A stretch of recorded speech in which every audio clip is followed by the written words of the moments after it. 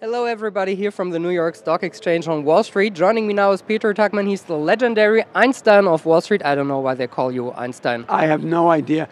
I may look like him, but I'm not that smart. I think you are very smart, Peter. You're almost 40 years here on the floor. Yes, isn't that incredible? I got here, I was 4 years old, child prodigy trader.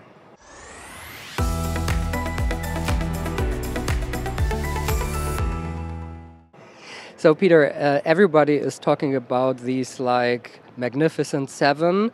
Most of them are not traded here of the New York Stock Exchange. They're traded on NASDAQ. But anyways, stocks like Nvidia, Microsoft, Meta, Alphabet. What do you think about these like huge companies, corporates? So, look, I am, obviously everybody's fear is that irrespective of whether we trade them here or not, look, for me, I would love if they would all transfer over from NASDAQ to the NYSE, but that's not going to happen right now. You know, historically, the tech stocks ended up migrating over to NASDAQ, and that's where they ended up. Now, as things are changing, and they realize the importance of market makers in the whole trading model, many of the tech stocks are going to be listed here. All that being said, the Magnificent Seven, you know, it is clearly, look, we're in a new world here, right? Obviously, we had the internet, which turned out to be the internet bubble of 1995 and 2000. That was a different time. That was a different era. That was the creation of the internet and stuff like that. Over the last number of years, obviously with the advent of AI, we've seen a massive surge in AI companies and in tech, right? And look, the market loves to group stocks of similar sectors and similar thought process together to make basically a trading instrument where people may want, look, we know the whole concept of ETFs and stuff like that, where you group stocks together that give people exposure to a sector. Stocks tend to trade sector-wise in the same mode. And if tech is in and tech is hot, well, then you want exposure to all those names. Obviously, the Magnificent Seven has been one of the bigger fuels of on this fire that we've seen of the stock market. We're here in 2024, coming into the, like the end of the first half of the year, give or take a couple of weeks here and there. And one of the biggest fuels behind this rally we've seen is the Magnificent Seven: Microsoft, Meta, Google, Nvidia, obviously particularly. We've seen Nvidia go from February 2023 at $108 to $940 pre-earnings this past earnings season. The earnings came out, it went up to $1,200. They announced a 10-for-1 split, and we've seen double-digit growth even post a 10-for-1 split. So look, why is this happening? Is it a bubble? Basically, are everyone's questions. And the bottom line is, look, the work that I do, as I said, I may look like Einstein. I'm not that smart, but I love to surround myself by really smart people. Dan Ives of Wedbush is, in my opinion, the #1 tech analyst in the world. And he and I speak on a regular basis. We have a show called Einstein and Ives. And he's the tech guy. He's the tech guru. He's the guy who called Nvidia at $105. And so when I'm making reference to the tech sector, I love to defer to him in a big way. It is not the only reason that the market is up. Yes, the Magnificent Seven has played a major role in the rally we've seen over the last couple of years. AI is obviously the part that's embedded in the stock Nvidia that is the biggest growth factor in the whole tech sector. AI is definitely here to stay.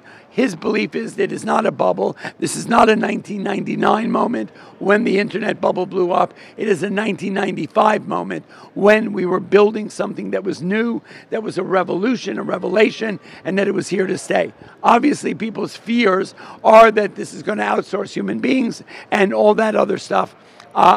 That was my fear as well.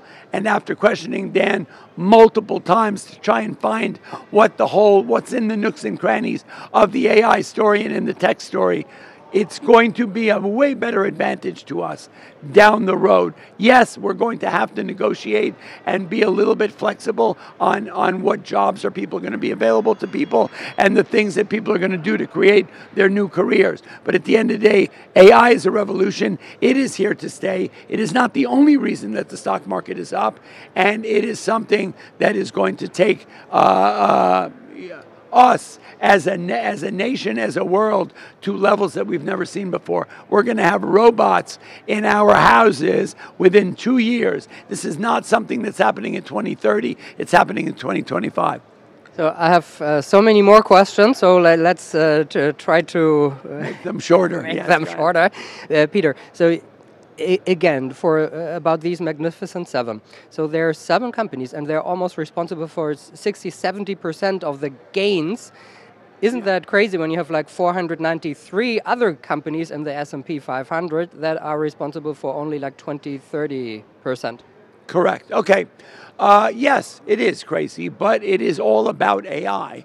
AI is what has been the flavor of the moment right now for more than a year. And I think that it's okay. Look, if the market was solely being held up by these magnificent seven, then that would be something worth being concerned about. But I mean, I don't know if those numbers are correct. Well, that's a bigger footprint than I thought it was. If it's 60 or 70%, if that is the contributing factor to 60 or 70% of the rally, well, then I think we need to examine, look, 48% of the stocks in the S&P are trading at 52-week highs. So that means is that the footprint is bigger. The breadth of the rally is a lot bigger than just these 7 stocks. But obviously the biggest contributing factor is AI.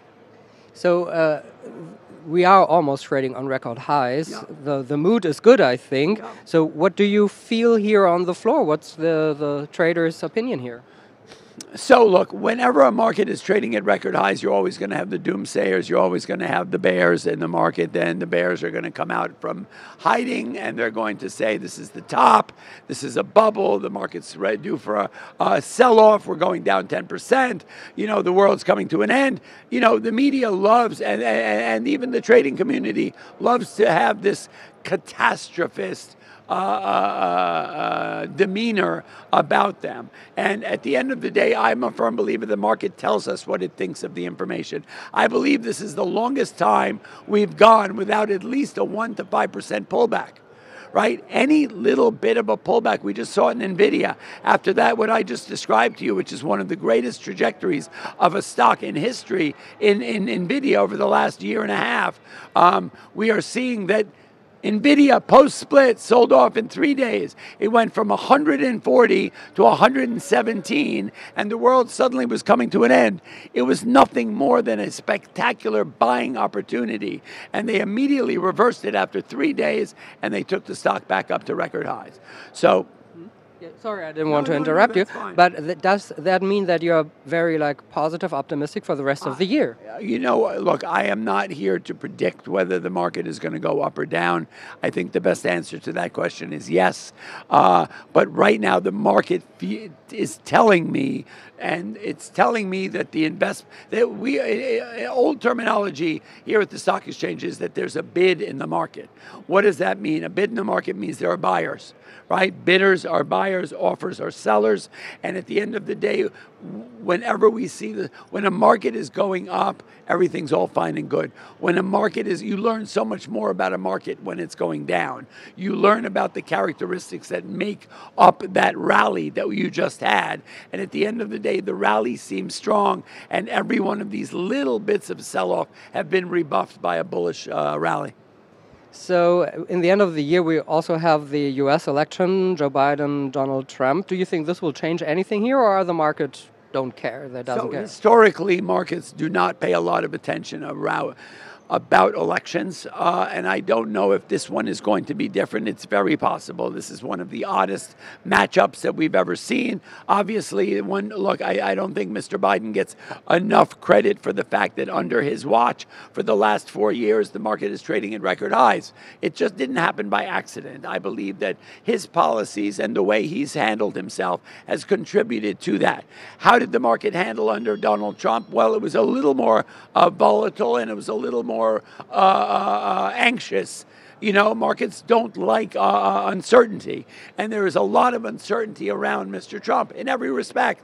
His claim is he's going to come in, create a dictatorship, cut interest, cut income tax, and put tariffs on China. That's going to be a shakeup that's going to cause nothing but anxiety, and markets don't like anxiety. So, do I think if Joe Biden wins, is the market going to continue to go higher? I believe so. If Ronald McDonald wins the president, is the market going to sell off? I'm not clear about that, because a number of the things he promises to do basically favor the wealthy. And the wealthy are the people who are invested in the market. So if I'm a billionaire and I see Donald Trump win, because we are seeing a lot of the billionaires of the world are backing Donald Trump in a big way by their financial, by writing a check. And your question is, why would they do that? That is because a lot of his promises have to do with cutting taxes to the rich, and to basically they want a seat at the table. Everybody who's a billionaire, whether it's BlackRock or Citadel or any of these characters who basically wield a very heavy wand in the financial department, want a seat at the table at Donald Trump's table, and so they're investing in him. So you know what? I mean, it's a long way to say I'm not sure what the answer is. So yeah, it's the question if it's a nice dinner, or is it maybe just like one course and you have to look for something else. I don't know if it's a prefix or it's going to be a bigger menu. Peter Tuchman, the legendary Einstein of Wall Street, thank you so much. And guys, my pleasure. It's great to be with you. Thank you for watching. And that's all I got to say about that. Boom.